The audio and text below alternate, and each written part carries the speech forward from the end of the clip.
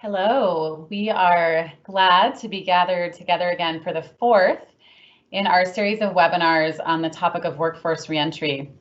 My name is Sarah Clayton. I am an Executive Vice President with United Minds and continue to moderate the Forward to Work webinar series. It would be an understatement to say that it has been a difficult week. Not only does the world continue to reel from the many devastating effects of COVID-19, but those of us here in the US are grappling with a series of tragic events that highlight just how far we have to go on our journey to combat racism, bigotry, and injustice. In these challenging times, we are hopeful that the many organizations that are coming forward to make clear where they stand will take meaningful action to help ensure that our future looks very different from our present. For every employer, taking action means, at a minimum, committing more deeply to building inclusive workplaces where people of all backgrounds can thrive, where we are all held accountable for attitudes and behaviors that are rooted in bad assumptions, ignorance, misunderstanding, or prejudice. Today, we will discuss how employers can foster workplace inclusion in these challenging times when tensions and urgency for change are high among our employees, our customers and clients, and the communities we serve. I am delighted to welcome to the series today our two guest presenters, Margenett Moore-Roberts and Ty Wingfield. Margenett is Chief Inclusion and Diversity Officer at Constituency Management Group, or CMG, a division of Interpublic. In her role, Margenett collaborates with executive leaders to develop and activate business practices that deliver on the inclusion imperative and enhance business through the adoption of broader perspectives. Margenett joined CMG in 2018 after serving as Global Head of Inclusive Diversity at Yahoo. Prior to her 6 years at Yahoo, Margenett worked in various client service roles across media and advertising. In 2017, she was the recipient of the Yahoo CEO Excellence Award and was one of California Diversity Council's top 50 multicultural leaders in technology. Ty is a Senior Vice President with United Minds and leads the firm's diversity, equity, and inclusion practice. She advises organizations on diversity and inclusion initiatives, brand reputation management, and corporate social responsibility. Before joining United Minds, Ty served as Senior Vice President of Communications at the Center for Talent Innovation, a diversity think tank. While there, she co-authored the book Ambition in Black and White, The Feminist Narrative Revised, and the CTI study, Black Women Ready to Lead. Ty is a member of the Arthur W. Page Society Future Leaders Experience.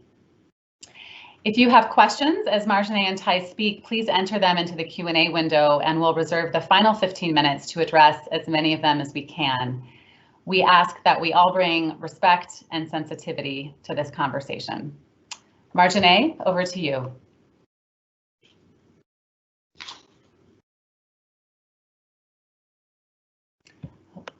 Margenett, I think you're on mute. Of course I am. I'm sorry. So thank you, Sarah. Again, I just welcome everyone and thank you for joining us during these really intense times for our country. We are very excited to join you for this conversation today. It is certainly timely and certainly very important. And so we want to spend our time with you today really digging into what these recent events that are happening around all of us mean for diverse populations and for our organizations overall. We also want to dig into how workplaces have become more inclusive and in some ways less inclusive during these times when we're all working from home and physically distant. We want to talk about measures to meet the moment because there is some data that we've been able to uncover that will help bring context to our discussion today. And then we want to talk about redesigning for the long term. So if we can go to the next slide. As Sarah mentioned, these are difficult times for all of us, and we certainly and unfortunately have been here before. We believe that we have to talk about these things at work because they really affect so many of the people who are parts of our community. IPG and our holding company has been very clear and unequivocal on their statement of support for racial justice and solidarity with the Black community. And that is certainly something that we continue to think about and invest in every day.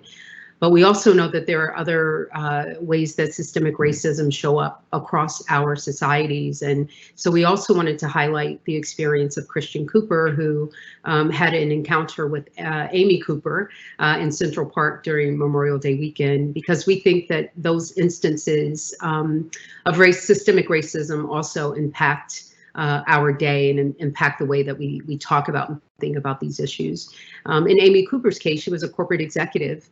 And so that certainly hits close to home for many of us. And as we think about building a diverse and inclusive workplace, we have to think about who our leaders are, what our leaders believe, and how their beliefs are expressed throughout our work.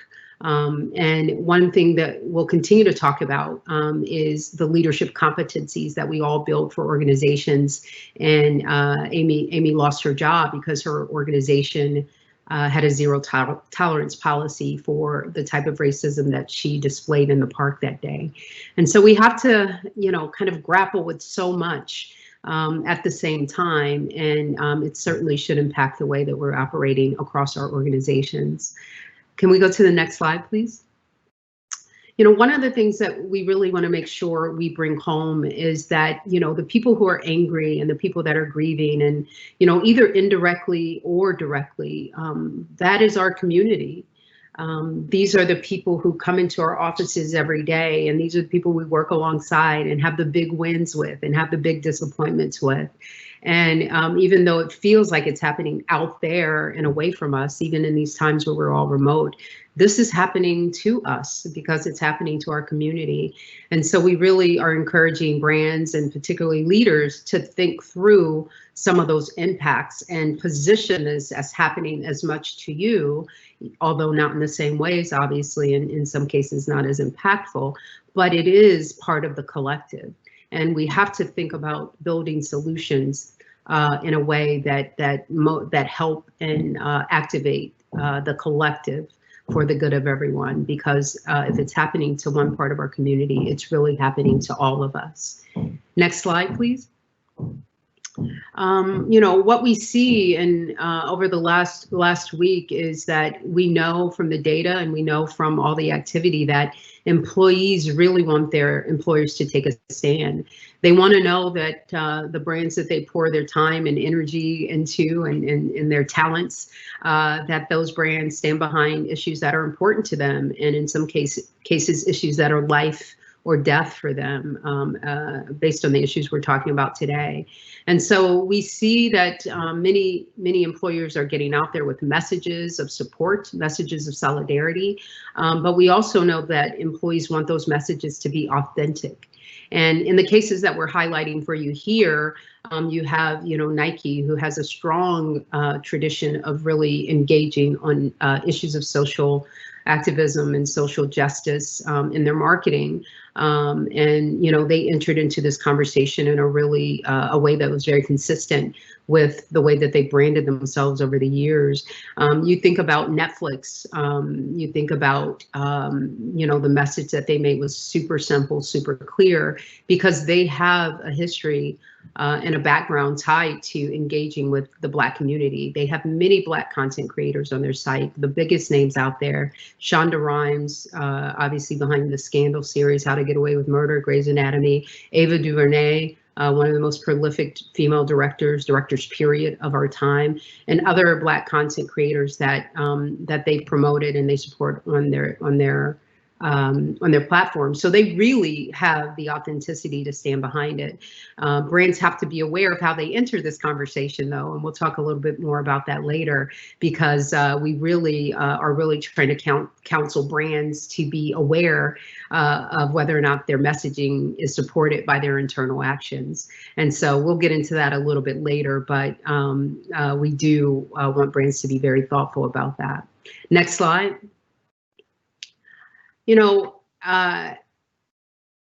if you think about 3 or 4 years ago, when, sadly we were dealing with a similar scenario with the murders of Alton Sterling and Philando Castile, Eric Gardner, and, all of the examples, the unfortunate examples of where police brutality has come to the forefront of our social consciousness before.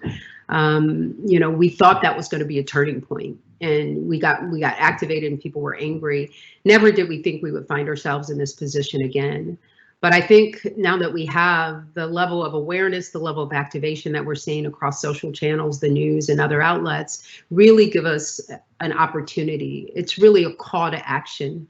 And we can't treat this as if it's a one point in time problem that can be fixed with tips and superficial solutions. We really want to go much deeper, and we encourage brands not only to think about how they want to respond today, but think about longer term solutions that they can put in place. And the data just consistently shows that there's a sense of compounded inequities that fall to the most vulnerable among us, and that the people who have suffered in some way previously continue to suffer in outsized ways. We can go to the next slide. If we shift the conversation more fully to, the impacts of COVID-19, the data just keeps rolling in that these impacts of the virus have been have hit Black and Hispanic communities much harder. We've come to understand some of the reasons behind that. Obviously, when we talk about compounded and existing systemic issues, those are the communities that have been on the receiving end of those most often. And what the COVID-19 crisis has done is given us real concrete examples and concrete evidence of how that plays out across our society. We know some of the reasons why are because these are the groups that are essential workers. They're out on the front end. These are the groups who don't always have access to preventative health care and other resources for a healthy life. But you see it continue to play out throughout the entire life cycle of dealing with the virus. One of the things that stands out to me is so many stories of people who did have access to healthcare and did go for help and were just simply turned away. And so all of these inequities really come to bear in a way that that are life or death for people. So we have to pay attention to that and understand that in the context of the work we do. Next slide. And we know that beyond the race, ethnicity has also played a role. And, we've heard so many horrific cases of the Asian community, Asian Americans and Asians abroad really being victims of increased xenophobia and increased implicit bias. This has had just a cascading effect, across that community. Not only is it the direct recipient of, that xenophobia, but, all of the people that they support, all the people who love them. So we have to think about these incidents aren't happening in a vacuum, and they're not only happening to one people. Again, it's the idea that it's hurting the community, it's hurting you, it's hurting me, it's hurting the collective. Next slide. Another impact for us to think about from the recent events is the unemployment and economic impact. It's just hard to get your head around 40 million people being out of work at a given time.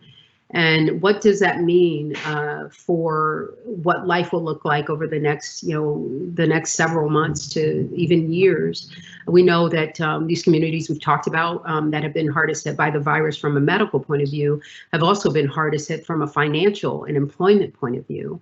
And these stats are not getting better. So we have to understand as we move forward as organizations, as we start to think about building an inclusive workplace, how do all of these impacts play a role in how we welcome people back to work and how we engage with people as they come back to work. Next slide, please. A couple of questions that we really want people to think deeply about is if you had to consider what these impacts look like across the communities that we've talked about today, some of the things you really have to think about is, how might xenophobia impact one of your colleagues today? How might being a single parent, impact having to choose between back-to-back conference calls and math homework and trying to manage virtual education in our state, in the lockdown state that we're in. You know, how might the trauma of persistent racial profiling impact your African American male colleagues or your African American colleagues? How might dealing with multiple deaths as a result of the COVID-19 crisis impact those around you? So we have to get really specific and really concrete about some of the challenges that these communities coming back into the workplace will have faced. And that's still in the context of everything going on around them. And so if we go to the next slide, you know, what we expect is that this pandemic has actually created new targets for discrimination. And that's hard to get our head around. But if you think about the frontline worker, you think about someone who's been diagnosed with COVID-19 and probably recovered, you think about those family members and somebody who is afraid of someone's family who has been diagnosed. All of these things are things people bring into work. Even if we tried to split ourselves into the 1,000 pieces that we would want to have to compartmentalize everything that's happening, it just would be impossible. And so it's important for leaders and organizations to understand all of these challenges and all these impacts as you think about how you still want to continue to drive inclusion as we move forward in whatever way that looks like. Next slide, please. What we've been able to uncover is that, you know, in some ways, inclusivity has been strengthened through these crises, specifically the COVID crisis, but in some ways, you know, the divide has gotten larger. You know, when you think about ways it's been strengthened, it's certainly, you know, been an interesting thing for people who work from home all the time. They're seeing increased connection. They see a sense of camaraderie and fellowship that maybe they didn't see before when they were the only ones on those video calls. We've normalized that as a culture. And, you know, in addition to the things we see on the slide here, it's also an opportunity to rethink how we hire and where we hire from. And from a diversity perspective, we can open up the pipeline in a way that wasn't necessarily open before. And that's an exciting thing to consider. What opportunities does this present, and what does this prove out for the way that we work? On the opposite side of that, the divide has gotten harder because people have to be more intentionally inclusive.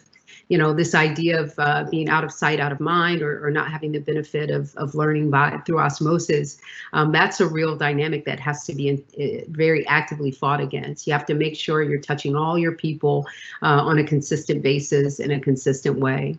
It's also, you know, really exposed, you know, how people feel about seeing people's homes or socioeconomic status that might be revealed through a video chat, or some type of religious element that might expose itself. So there's things to consider on both sides of that. What we really want people to think about is, you know, how do we maximize what is good, and how do we address what has increased that divide? And so with that, I'll turn it over to Ty to share a little bit more about the measures. Great. Thank you so much, Margenett. And, you know, as Margenett has mentioned on the next slide, we are really at an inflection point in our society. COVID-19 and George Floyd are symptoms of social ills that have plagued our countries. It's really magnified the truths that I think we all knew existed, but many of us could and did ignore. But as racial tensions come to a head during a global pandemic that has left our most vulnerable populations in dire straits, the fault lines in our society can no longer be ignored. We can no longer turn a blind eye to the broken systems and processes that benefit some to the detriment of others. And it's really incumbent on all of our leaders to protect and support the employees and the communities that continue to make them profit or risk being on the wrong side of history. And so on the next slide, you know, we say that employers must step up. Government definitely has a role to play, but so do we within our organizations.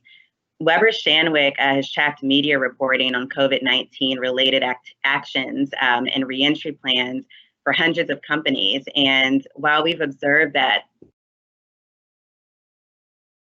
addressing issues of employment safety and well-being,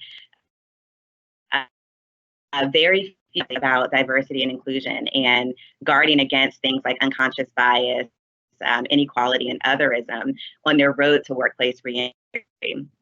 But these are tumultuous times, and particularly in this virtual environment that we're in, it's impossible for employees to check their experiences, their fears, and their pain at the door.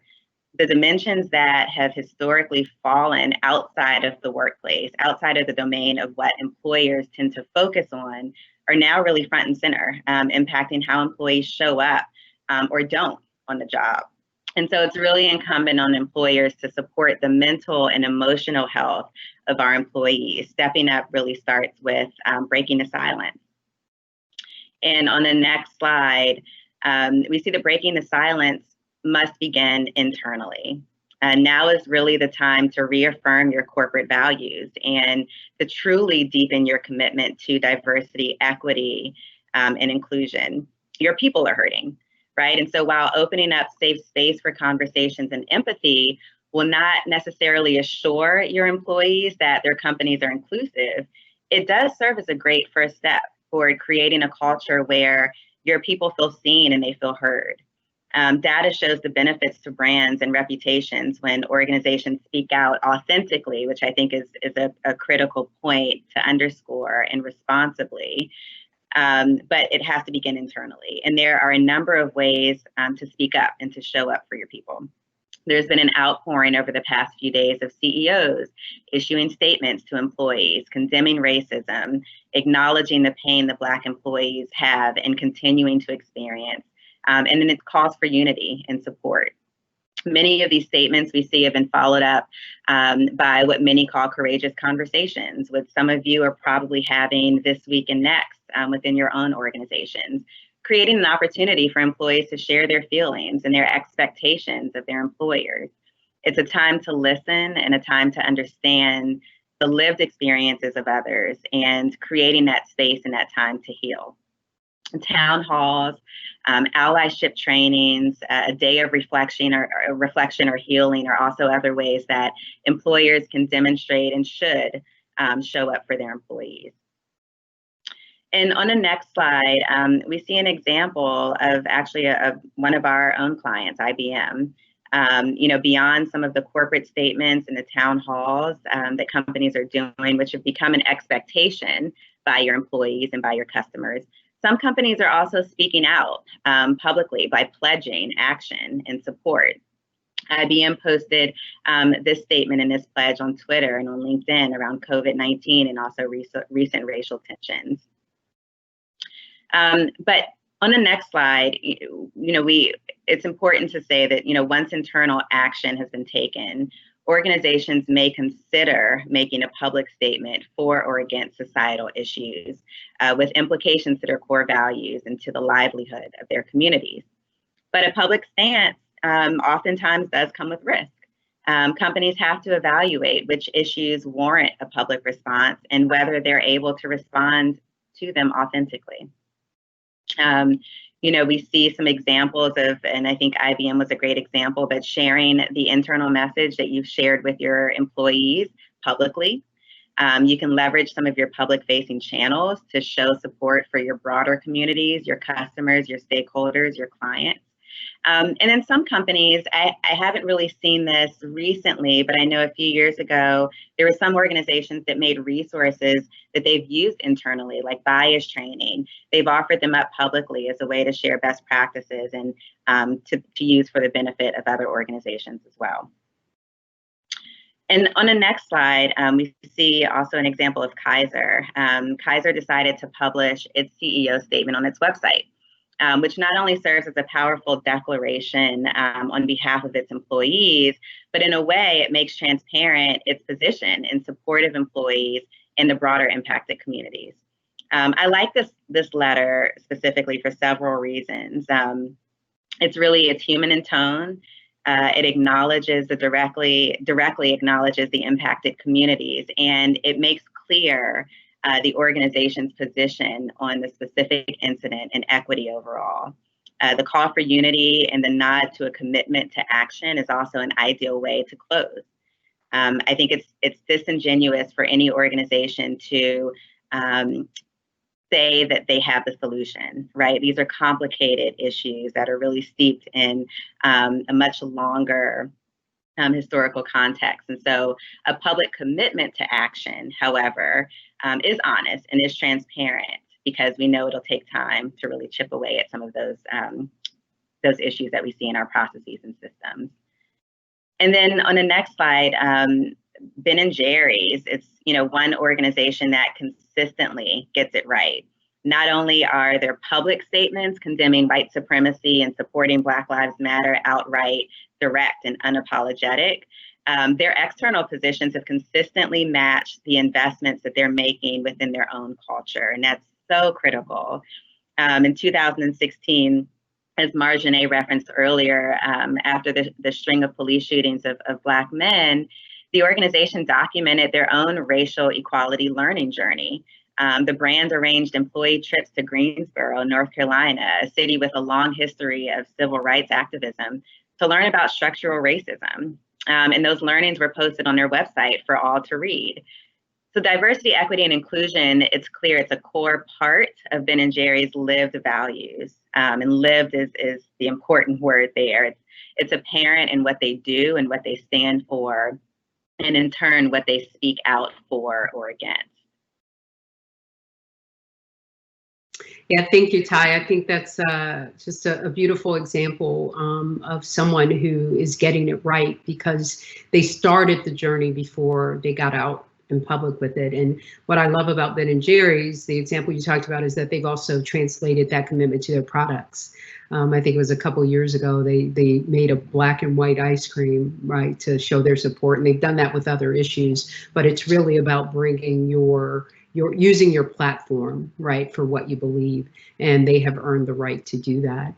And so just continuing with that theme, if we go to the next slide, one of the things that we're cautioning brands about, one more slide, please. One of the things we're cautioning brands about is that this is not a branding opportunity. This is, if you've never talked about this, you don't have the values to support it, you don't have a track record to support it. Now is not the time for you to just enter into the conversation in a way that's haphazard and not well thought out. It does not mean you need to be quiet or silent, but your deeds, you need to lead with deeds and actions as opposed to just a statement. And agree 100% with Ty, you need to make sure you get it right internally. You need to be talking to your people, but you really want to reevaluate where your company's values, mission and operating principles are before you get out there. Again, I state, it doesn't mean you need to be silent. This work needs all the advocates that we can get, but be very thoughtful. And if you're not sure how to do it, obviously, you can get with a partner to help you. Going to the next slide, we want to drill down on, some of the areas that we think is important for brands to play on. I mean, this opportunity should be treated as a call to action. Right? It's a call to action for all organizations to really take a deep dive look at knowing what we've learned from COVID-19 and the impacts, the outsized impacts on communities of color and communities that we want to welcome into our organizations, and that we want to welcome into our customer base as well. But really taking a hard look at, do our values, do our operating models, do our rules, our practices, are those equitable? How are we doing there? And once we start to take a look at those, then brands really need to keep a couple of things in mind. If we go to the next slide, one of the things we encourage is that, you have to recognize the implications of all of this stuff for these groups.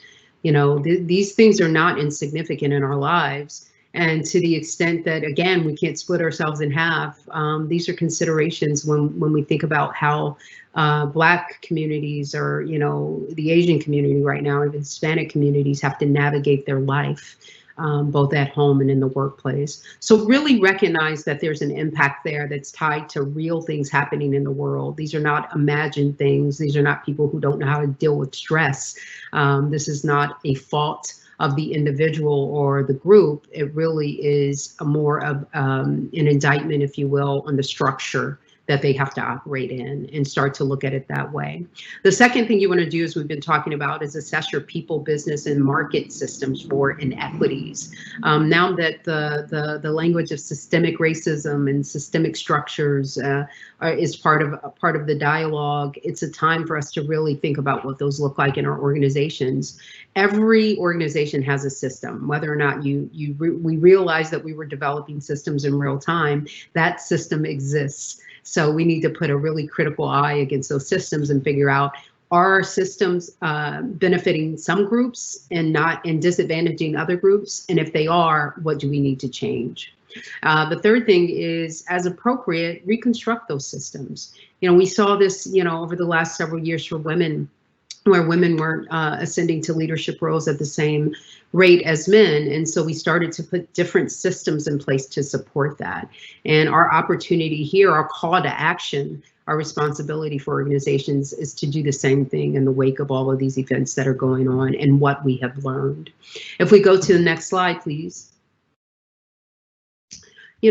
Some things to consider when we're doing that, because it is heavy work. We don't want to, in our time here, we won't be able to go into depth about it, but there are things to consider when you're evaluating all of those. One of the things is the big idea that we've all been impacted by COVID. There's no doubt about it. We've all been impacted by this virus around the world, but we have to acknowledge that that impact and that disruption has been different for some of us. And we've talked about that a lot before, but you have to keep that in mind and accept that as a reality. We still hear people who are sort of equivocating around that. The second part is to think about macro and micro impacts. If you think about things that happened directly to people on a personal level, they've lost a loved one, they've lost a job, they've had some personal impact. Those things tend to hit harder than, in some ways, than societal level impacts. Obviously, the world is having a pandemic, but the individual lost a loved one. And so keep that in mind when you're trying to think about and understand what those look like and address those as an organization. And then the third thing is think about customized engagement models. Because this impact is not the same for all of your populations, whether your employees or your consumers, how might you address those populations differently? If someone went to 3 or 4 funerals over the last, 3 or 4 months, what kind of special tools will they need to manage through that? Do we make more EAP services available? Do we make them available longer? Really take a look at what the populations need and flex to those needs. On the next slide. And then for organizations, we think it's just really an opportunity, and again, a call to action to redesign your environment, your structures, your systems for opportunity and experience parity. If you consider, if you all do engagement surveys or climate for inclusion surveys, what we see consistently in that data is that the African American and Hispanic populations often are having a very different experience within that organization than the dominant population. We need to take that to heart, because that imbalance in experience is often the reason why we lose our African American, our diverse talent that we work so hard to bring into the door. And so we really want to focus around how do we create both opportunity and experience parity for these populations. The 5 steps here, obviously some of them Ty have already talked about. This is not the time to take away investment from diversity and inclusion. This is not the time to pull back in that area, which could be tempting, but now you want your organization associated with caring about these things at your core. So either reaffirm your commitment there, reinvest in that, or start it. If you haven't really fully invested in that or committed to it yet, now is a great time to do that. We talked about evaluating your organizational purpose, your mission, your operating principles. Couldn't be more important now. Maybe it's great and all the words are on the paper, but ask yourself, are we living these values? As in the example that Ty talked about with Ben and Jerry's. The third thing, audit and rebuild, right? So if the systems aren't working well for the people, if you're consistently having one group have a better experience than another, don't be afraid to start over. Don't be afraid to look at your hiring systems and think this isn't working. Don't be afraid to look at your performance management and your promotion systems and think this isn't working. We need to rebuild these from scratch in a way that's going to produce a more consistent result for all the populations within our environment. Could not stress more the importance of educating your organization, particularly your leaders, and how this pandemic has affected individuals. And we also highly encourage that you invest in external causes that both your consumers and your employees care about.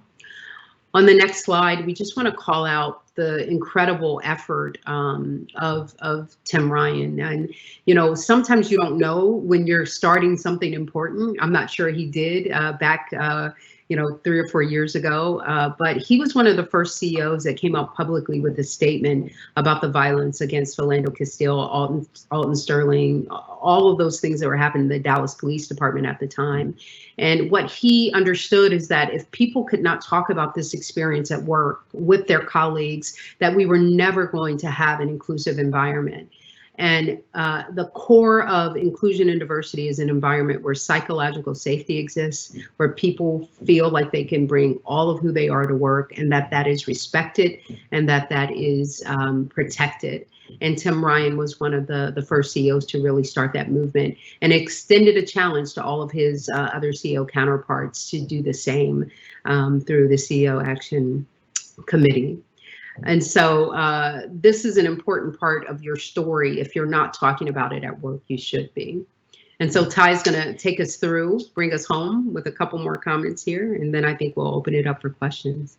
Ty? Great. Thank you, Margenett. And just to add a little bit to the PwC example, I think it's a great one. It's a powerful example because not only did Tim Ryan really usher in change and difference internally, but he used that as a way to drive greater conversation and action across hundreds of different businesses who have now committed to the CEO Action for Diversity and Inclusion. So it's such a just great example of work and similar tools and resources that other organizations can offer up. And there's dozens of studies that show that on the next slide, this is beyond doing the right thing. Of course, action is the right thing to do, but the need goes beyond that. Black professionals of color, COVID, many other communities are just disproportionately likely to experience discrimination and bias outside of work, but they express frustration at needing to monitor those conversations with their coworkers around these experiences. The toll of carrying those burdens silently extends beyond just private pain and personal pain. It impacts their performance. It impacts morale, their engagement, and it increases feelings of isolation, especially now as we work virtually. So CEOs, HR leaders, D&I practitioners, and communicators all have a role to play in creating safe spaces for conversations as a start. The work starts there, but it must continue beyond by driving toward creating a culture that reflects the change that our organizations are saying they want to see in society. And so in the next slide, the business benefits of doing it right. And I'm sorry, move down to the following slide. Thank you. There's data that shows employees benefit from creating space for your people to process the social bias and discrimination they experience in their personal lives. And additionally, Weber-Shandwick's 2018 report on CEO activism found that 4 out of 5 respondents, 80%, said that some advantage to their company's reputation would likely result if the CEO were to speak out on issues. And at companies with experience of CEO activism, 67% say that it did have a positive impact on their company's reputation. So again, there are business implications in doing this right. 80% of people will prefer to buy from companies that treated their employees well during COVID.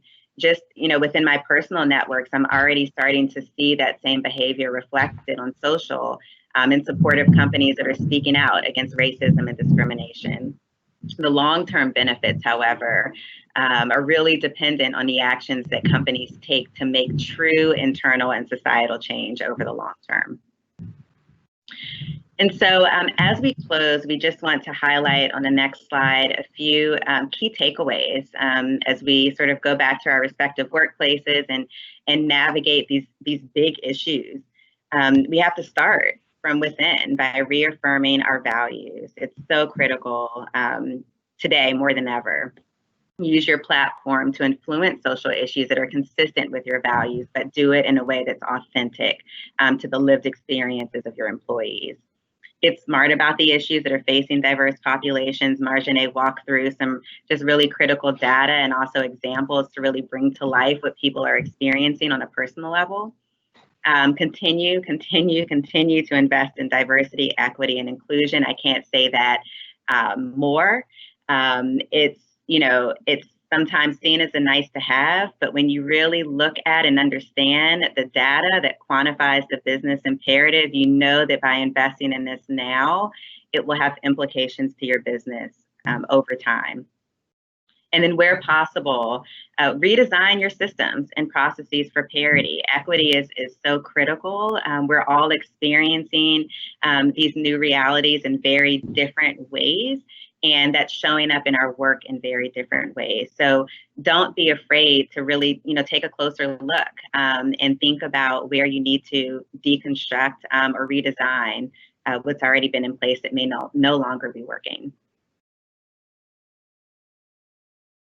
And then as we move to the next slide, we wanted to just provide some helpful resources that you can, follow up with, visit for additional information. Some of these, like the National Urban League, the NAACP Legal Defense and Education Fund, are, great organizations to invest in financially, to donate time to. They are working to really grapple with and find solutions to the societal issues that we have seen erupt over the last week or two. And then other organizations like CEO Action Committee, I think this has sort of been a commercial for that coalition, but Catalyst, Ascend, these are organizations that are really committed to partnering with companies to identify and help define best practices that work when you are focused on building a broader, inclusive, and diverse workplace. So these are just some resources that we find helpful. Some of our clients have really tapped into and can be great areas for follow-up. Yeah, and if I could just add real quickly on CEO Action, Ty, we have talked about it a lot, but one of the great things about it is all open source content that's been aggregated from some companies who have been doing this work for years and years. It's free content. One of the requirements is that you contribute to that content. So for people who are just starting off, it's a great resource for you to go and get a plan, get the business case, get steps, all kinds of steps there. So that's the reason why we're excited about it. Mm-hmm. Thank you so much, Ty and Margenett. We know that you have been pulled in many different directions this week and that your expertise is in demand now, perhaps more than ever. So we really appreciate you making the time. And I'm thrilled to say that we've gotten some really important questions coming in over the course of the conversation, and we want to turn now to those. So the first set of questions is really around, haven't we seen this before? And what can we do to make real change? And so I've clustered a few of them together and would just pose to you this question. CEOs have made statements in the past in reaction to previous acts of violence against the Black community. How do we go beyond communications to make sure that real change happens? And does this period of time feel different to you? Yeah, I'll start with that. A couple things. The statements are important for a number of reasons. One of them is that your employees and your consumers want to know where you stand as a brand. People want to support the brands that support the values, that support the causes that they believe in. So don't not make the statement. Those things are a step. You want to, obviously, as Ty said, pay attention to your internal stuff first to make sure you at least tell your team. But the voice of resistance is what is needed here. The idea that everyone is saying, wait a minute, something's wrong here is significant this time. even when 3 or 4 years ago, when we were in a similar place, everybody wasn't speaking up. It was quite controversial whether or not you wanted to align your brand with Black Lives Matter. And so people really resisted that. And by resisting that, there was a sense that Black people, or that some of these killings were somehow okay, that they were sanctioned, or that Black people were making systemic racism up, and that it's not a real thing. And so the value of what we have now with all of these voices, the Googles of the world, the Nikes of the world, the Netflix, of the biggest brands you can name, of really speaking out. IPG saying we stand in solidarity with the Black community for social justice and equity. That is significant because it validates something that in some ways the Black community and other oppressed communities have been dealing with on their own for a long time. Obviously, by doing that, it opens up the opportunity for more people to get involved in the discussion, for more people to activate their resources toward the discussion. And that's what I see that's different. Just the level of engagement. If you look at the protests, the broader coalition of white people, Black people, Asian people, people from all across the social realm are participating in these protests and taking a stand. And that feels different to me. That feels important. It does have to be backed up by actions. Again, Ben and Jerry's wins the day right now because they put their money where their mouth is. They put their products where their mouth is. But use your platform for change. If you communicate, use that. If you make ice cream, make ice cream. But the opportunity here is significant because the level of awareness and acknowledgement is different. Ty, I don't know if you agree, but would love to. Yeah, no, I 100% agree. And I also think this time is different because we're seeing this sort of combination of multiple different things happening at once, right? So we see this eruption around racial unrest and racial tensions at an all-time high, but we're also still in the middle of a global pandemic that has disproportionately impacted communities of color, right? And we've seen the data, we've seen the statistics, we're hearing, in the news and on our social feeds why that is, and hearing just more about and pushback against the systems that have allowed us to get to this space. And, as I mentioned earlier, these are all symptoms of just social ills that have been in place for centuries, not just in society, but that comes into our workplaces. So I think just the that on top of George Floyd and everything else that we've seen over the last 2 weeks has really pushed everything to a head, and you can't ignore it, right? I think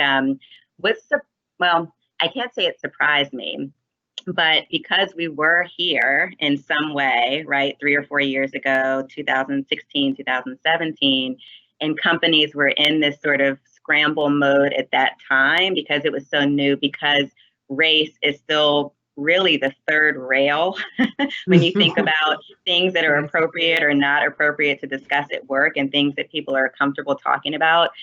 I don't care how many conversations you have about diversity and inclusion, gender equality, LGBTQ rights, race is something people still do not want to touch. Exactly. And it's so important. But I think what has been a bit disappointing is that we're still seeing organizations in kind of reactive mode, right? They're still scrambling to figure out, again, what do we say? How do we say it? Should we say anything? What should our position be? And, it's important to get it right. It's important to be authentic. I guess I wish that there had been more progress in this period of time, these 3 to 4 years, and that organizations were in more of a position to be proactive in knowing and identifying and being able to authentically back up what they stand for, because they've put in the work over the last few years. Yeah, I'm hopeful that will happen. No, I love that point, because I think what's critical there, a lot of things have changed, right? This is kind of the perfect storm. It's not just the understanding, of the issue is different. The acceptance of the issue is different. But other things have changed too that can influence whether or not we make more progress this time. If you think about the demographic shifts, right? This is a real thing. We're expecting more than 40% of the population to be people of color, once we get through this census. If you look at people under 18, that's already at 50%, so half the population. So this idea that the environment is very different also plays a role in terms of those demographics. The other component of that is the accelerated buying power of these populations. We're talking about $5 trillion in buying power across all people of color is the projection by 2022. And, if you look at the LGBTQ community, that's another $1 trillion. So all of these factors sort of play together to create a scenario where brands don't want to alienate this potential new consumer base, this potential new consumer population. And so even what we're seeing today, and you can watch it yourself, is brands who are putting these statements out there, but they don't have the internal alignment to go with it. Those brands are going to be called out and risk missing out on that $5 trillion in buying power across these populations. And it's really more, because as you start to develop more allies that are not necessarily people of color, that are not necessarily part of these oppressed groups, that $5 trillion, the risk of those dollars starts to expand across the white community as well. And so you're going beyond just the capability or the impact of these brown and black communities. You're really starting to dip into losing customers who support those groups in a vocal way. So I don't think brands are going to be able to just roll back to get into this conversation and roll back without consequence. Some may choose not to enter it. Some may choose not to back up what they've said. But I think what we're seeing today is that brands who have done that, who have not said anything, or who have a history that contradicts what they're saying, those brands are being held accountable for that. And that is going to go, sadly, that's going to be, or happily, however you want to look at it. If you're a cynic, it's sad. If you're optimistic, it's not. But that's going to play a role in the progress that we make going forward. I believe that. Mm-hmm. Thank you both. I want to turn just to talk for a moment about the fact that, every organization is at a different place on their D&I journey. Even on this call today, we've got some folks at very sophisticated Fortune 100 companies. We've also got some people on the line who are with nonprofits, associations, startups, who maybe haven't traditionally had the investment in this area that they would have liked. So would love to get your thoughts on how to navigate that. And here's a question that I think puts it very well. Many companies were on their way with D&I initiatives and have the ability to turn on the gas now, given today's challenges and opportunity. But what about those that were not far along the inclusivity path? What would you suggest they do to jumpstart or wake up a senior team who may have had their heads in the sand? Ty, you want to start there? Sure. I mean, honestly, I think, and to Margenett's previous point, it's show the numbers, right? I mean, if you need to get buy-in from senior leadership, demonstrate the numbers, the trillions of dollars in potential buying power that you're missing out on, right? Look at even just the impact, as I touched on earlier, on your employee base and retention rates and morale and engagement, right? There are implications across the board, both internally and externally on your business. So it's important, I think, to arm yourself with the data, and if possible, to arm yourself with data that specifically impacts your business, because sometimes even those numbers just seem so big and they're outside of your organization, and it still doesn't really resonate in a way that's personal to your business goals and your objectives. So as much as you can, arm yourself in that way. And I think regardless of where you are on your D&I journey, and we work with clients who are just starting out, who maybe have appointed their first head of D&I, to organizations that have really been doing the work for 20 or 30 years, right? No one's perfect, regardless of where you are in your journey. No one has sort of checked the box and has been able to move on. There will always be work to do in this space, but regardless of where you are, I think there are things you can do. I think around specifically the issues that we're discussing today, it's speaking out, it's listening to your people. I think, regardless of how many resources you have at the ready, you can always listen. You can always have one-on-one conversations and discuss.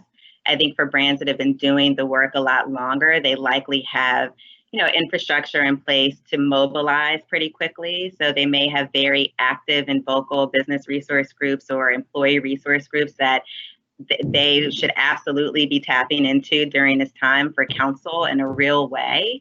So I think, regardless, and I know Margenett, probably from a practitioner's point of view, you'll have, some complementary things to add, but I think there are, from the communication side, there's a lot that you can do to convince your leaders and to just take action,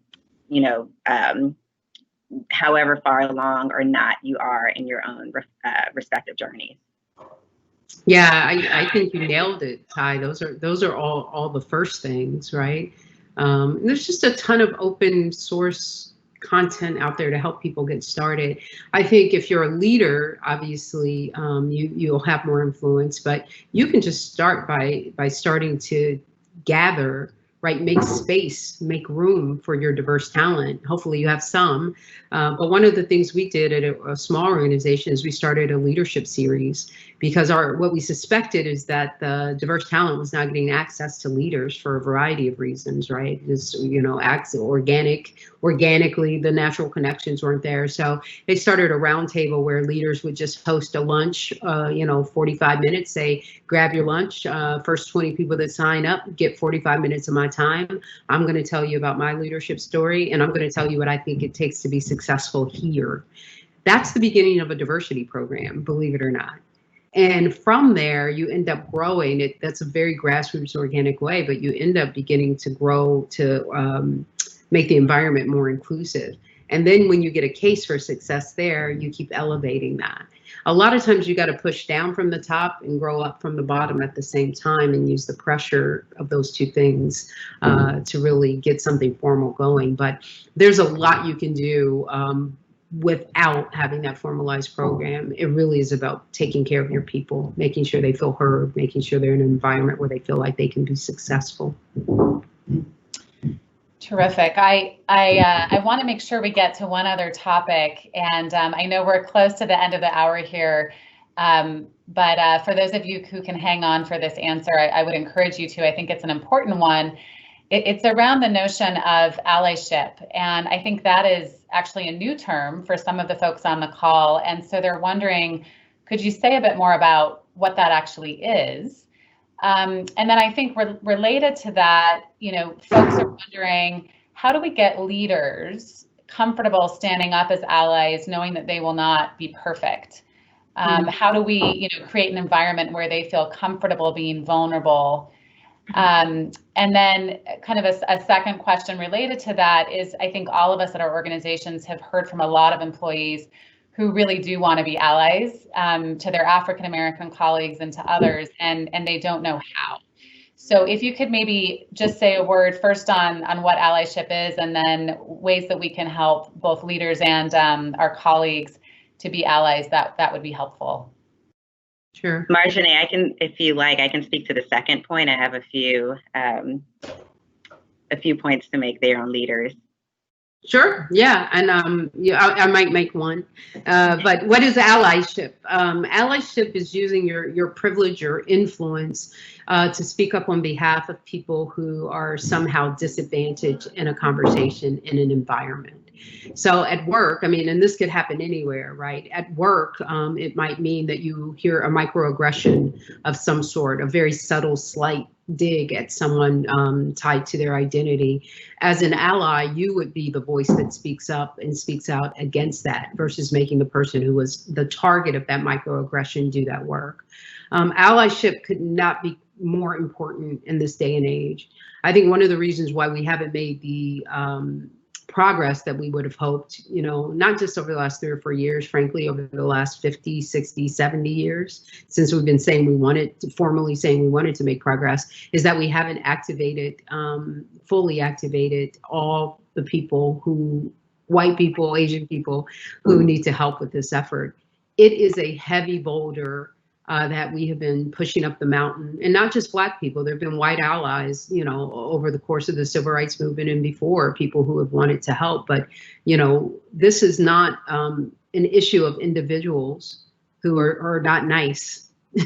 This is not what we're dealing with. We're actually dealing with a system, and we need to change the systems. And so I don't think perfection is a prerequisite for allyship. You do not have to be perfect, but you do have to use your platform and your voice and your resources in a way that people of color, specifically Black people, cannot use simply because they do not have them, because the systems have not allowed them to acquire those. So that's allyship, and I believe everyone should do that. And if I can have 15 seconds more, what I'll say is that in organizations, what you can do as an ally, when you look at the clip of Amy Cooper in that park and the impact that she had on somebody's career, somebody's ability to get a job, somebody's ability to get a promotion, somebody's ability to be an employee, and the people she mentored, how she influenced the way that they operate, those are the allies. That's what we need allies for. Root that out at the highest level of your organization, call it out, and then make sure you stop it, you shut it down. Sorry, Ty, I had to get that. Margenett, and I know, and I think that last point is one of the ways that leaders can be an ally and be comfortable in it. There doesn't, you know, I think what to say and how to say it, a lot of times it's take the action that demonstrates so much. And I think beyond that, beyond sort of rooting out the ills within your own culture, for leaders, be open. I think hold yourself accountable in terms of who you're pulling up, right? And it's this term we use, sponsorship. As leaders, and we know that, you know, Fortune 500 companies, there are a handful of Black CEOs. There are no Black women CEOs. Most of the Fortune 500 leaders are straight white men, right? And this idea of sponsorship is organic. You're naturally sort of looking at people that remind you of yourself, that you feel you can trust. And so that tends to be those people who look like you, who come from similar backgrounds. I think leaders need to be cognizant of that, open their eyes, and be aware of the talent outside of that group that is just as capable, just as experienced, and can offer actually some new ways of thinking and operating because of their different lived experiences that they can bring to their own work. That's the way people advance. That's how power is transferred in organizations, is through sponsorship. And if women, if people of color, if other underrepresented groups aren't getting those opportunities organically, they're left behind, right? They're not getting the visible assignments. They're not having someone who can speak out for them in rooms where maybe they're not present, right? Maybe there's a CEO who's sponsoring a more junior Black woman, and a comment comes up in the room, we don't know if she's ready, she's too aggressive, right? This leader has a responsibility to speak up and out against that type of language.